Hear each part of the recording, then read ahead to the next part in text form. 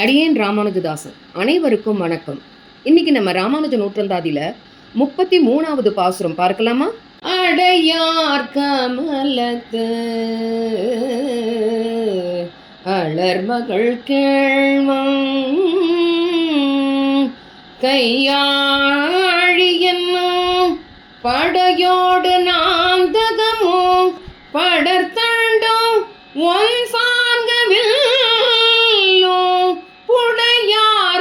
சங்கமும் இந்த பூதலம் காப்பதற்கென்று இடையே இராமானுஜமுனியாயின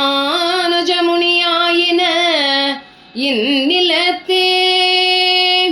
எண்ணிறந்த இதழ்களை உடைய தாமரை மலரில் அமர்ந்த திருமகளின் மணாளனின் கைகளில் இருப்பதான திருச்சக்கரம், வாள், தண்டு, வில், பாஞ்சஜன்யம் என்ற சங்கு போன்ற கருவிகள் இப்பூவுலகை காப்பதற்காக ராமானுஜனாக அவதரித்துள்ளன. இனி திருவரங்கத்தில் என்ன நடக்கின்றது என்பதை பார்ப்போம் வாருங்கள். ராமானுஜர் காஷாயம் அணிந்த செய்தி அறிந்த வைணவர்கள் அனைவருக்கும் ராமானுஜன் இன்னும் ஆச்சாரிய பீடத்தில் அமரவில்லையே என்ற கவலை வாட்டியது.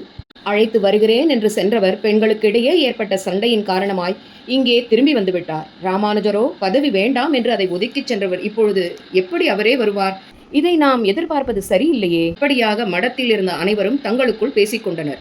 இப்பொழுது யார் திரும்பவும் காஞ்சிக்கு சென்று ராமானுஜரை அழைத்து வருவது என்று விவாதம் செய்து கொண்டிருந்தனர். இப்பொழுது ஒருவர், என்ன யாருமில்லை என்று ஏன் சொல்கிறீர்கள்? திருவரங்க பெருமாள் அரையர் இருக்கிறாரே, அவரது வாக்கு அரங்கனின் வாக்குக்கு இணையானது. சரியாக சொன்னீர், நமது அரையரை அனுப்பி வைப்போம் என்று முடிவெடுக்க, அரையரோ அடியினால் இது முடிக்கக்கூடிய விஷயமா என்று தயங்க, கூடியிருந்தவர்கள் உம்மால் முடியும், உடனேயே கிளம்புங்கள் என்று சொல்ல, அரங்கனின் அடிமையான எனக்கு இப்படி ஒரு வாய்ப்பா என்று சந்தோஷப்பட்டு கிளம்பினார். அரங்கனிடம் சென்று, அடியேன் கிளம்புகிறேன், அடியேன் கருவி மட்டுமே, செயலை நீயே நடத்த வேண்டும் என்றார். நம்பெருமாளிடம் சொல்லிவிட்டு புறப்பட்டு காஞ்சிக்கு வர, காஞ்சியில் இருந்த காஞ்சி அரையர் அவரை வரவேற்று தனது இல்லத்திற்கு அழைத்துச் சென்றார். பிழைத்து கிடந்தால் நாளை காலை பேரருளாளனை சேவிப்போம் என்றார். மறுநாள் கச்சிக்கு வாய்த்தான் மண்டபத்தில் பேரருளாளன் வீற்றிருக்க, கச்சி நம்பி விசிறி வீச ராமானுஜன் பெருமாளை சேவித்துக் கொண்டிருக்க, ஏராளமான கூட்டத்தில் அரையரும் சேர்ந்து நின்று பெருமானை சேவிக்க, இவரை அடையாளம் கண்டுகொண்ட திருக்கச்சி நம்பி, ஆஹா, இன்று வரதன் மகிழ்ச்சியில் ஆடப் போகிறான். ராமானுஜா, இங்கே பார், இவர் பெருமாள் அரையர். இவரது இயலும் இசையிலும் மயங்கியவன்தான் நம் அழகிய மணவாளன். நம் வரதனும் இவரது இயல் இசையை கேட்க ஆசை கொண்டான் போலிருக்கிறது. அதான் இங்கே வந்திருக்கிறார் என்றார் கச்சி நம்பி.